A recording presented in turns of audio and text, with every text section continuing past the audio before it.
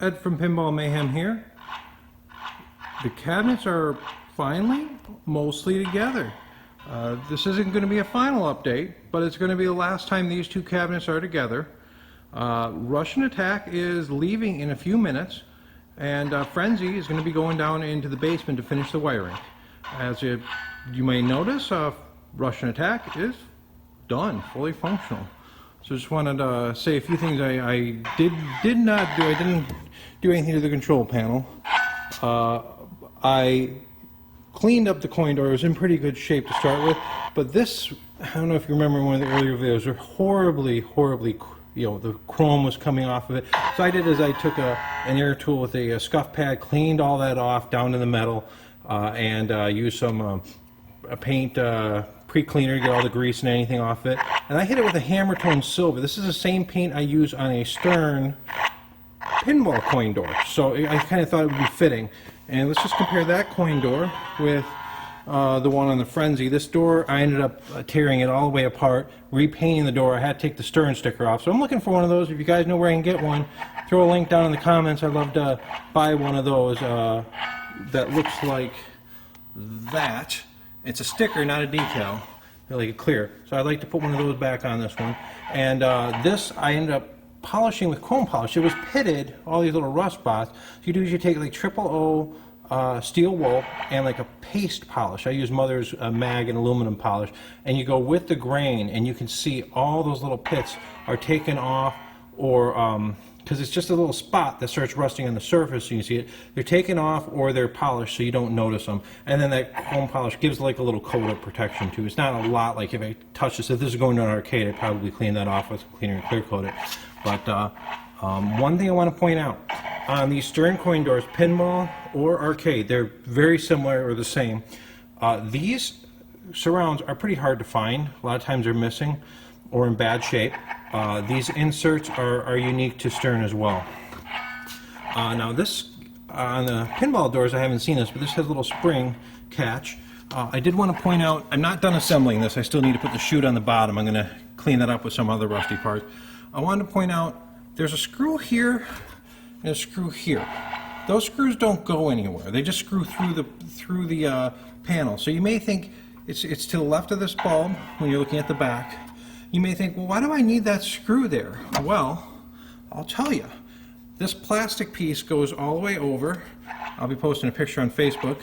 But the right side of it needs to be supported. So when I push on this, the whole plastic doesn't pop in. So that screw is actually sitting on the back of that white plastic surround that holds this little quarter window. So just to keep in mind, make sure those two screws are there. Now when I painted this door, this is the screw that wouldn't come out because it was stripped. That's why I said it doesn't matter, it just has to be there, so I painted over it with it in there. And you can see here's where the chute goes in the bottom with the door. The door also, let me go back to this one. With the door, this little coin return plate, those are often missing too. Don't know why, but you can see there's the kind of the collection chute there. So and as you can see, when I open up the coin door, it shuts off the power. Both lights are working. The bulb that was in the Frenzy was wrong, and it's a F14 T12. It's a 15-inch bulb.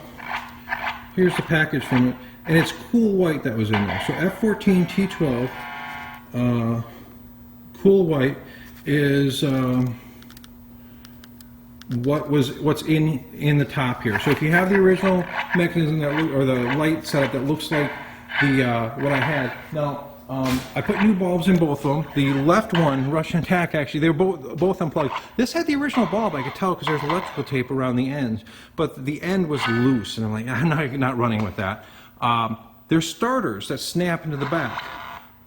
This game had the T8 bulb in there, which I think may have fried the starter too. The starter is just a few bucks, and it's an F2 starter. So if you have a bulb, if you want, buy a new bulb, a new starter, under 10 bucks. Bulb was $6, starter was a couple bucks. I happen to have some starters from Jukebox and stuff laying around, so I always have those. So I threw a new starter in this one, and it went right up. Of course, you can see my marquee is seen better days, and so is my monitor surround. that's kind of some things I'm going to lightly take a look for. And I don't have the plastic that goes around the monitor to shield the edge of the tube. So I got to look for one of those, see if I can find one for a CRT, not an LCD. The one from Russian Attack was fit to that one and kind of glued or taped to that black bezel. So I didn't want to risk it. I decided to leave that alone. I'll look for a better one or a new one for my Berzerk Frenzy. Just want to go around the back side. Point out here are some parts I'm still working with. I may end up reusing the transformer and some of the wiring here. Now the transformer has an isolation for the monitor, so you always have to have the monitor go to an isolation transformer. More about that later. And this is the power supply, and this is the regulator. I think it's the 5-volt regulator, and a heat sink on it. So these are actually were moved over to Russian Attack and used for the voltages. Now I might actually reuse this, because all I need for the BZF board by J-Rock is positive 5 volts. So I'm just going to change out the 5-volt filter cap, which I have a bunch of those in the basement. Here's another filter. So I'll just change out my filter caps on this board, probably pull all the fuses for anything but 5 volts, and check it out. It should be good. Transformer looks a little dirty, but I'm sure we're fine here. And I'll just transfer all this stuff over to the new board, which is still not in. Here's the hardware I have to work with. This is the clip. This is not the one I'm using. The one I'm using is in the game already. But this is the track, the drawer track that I showed you earlier. This piece got little cuts in there when we removed the bolts. They were rusted on. This is what's going to clip on top of here to lock this board in, well, the replacement. This track rides on the bottom, and this rides on the bottom of the cabinet. I got a better one of these. This track, I don't think it actually sits solid. It's just to keep that centered. So it's going to be up just a hair. So when it slides, it keeps it from slamming in and out. And this is a stop. So these pieces are all what I need. They're going to go through a rust dip and a cleanup, maybe a paint, I don't know, just enough to protect them. You don't see them really, but I want to do a decent job. These are the screws that hold this on, and the screws that held this guy on were just little button heads that like hold the marquee on top, so I can use anything. It's just a stop. So that's going to get cleaned up, but I really don't need those anymore. So those will be on the side. Here's some spare hardware.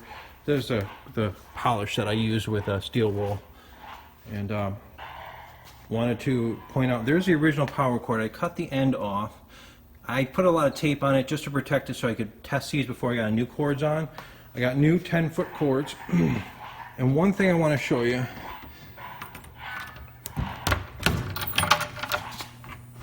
try and do this one-handed. Okay, there's the board sitting there, not attached to anything yet.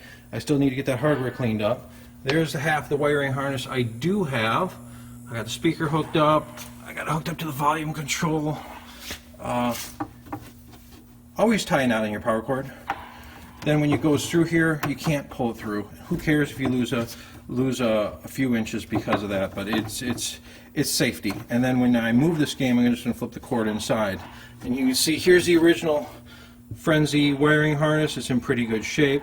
That goes to the transformer. So before I can power up the rest of this game, I need to get the board mounted and mount the power supply on here, test that out, make sure it works. Hopefully it does. I'm not giving away a good power supply with the other game.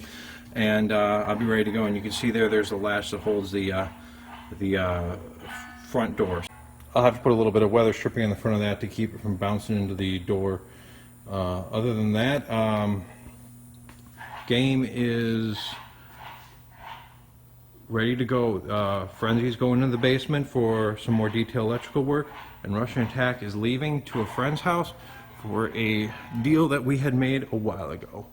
Thank you for watching, staying tuned. Next update, hopefully I got some electronics and something figured out on this Frenzy cabinet.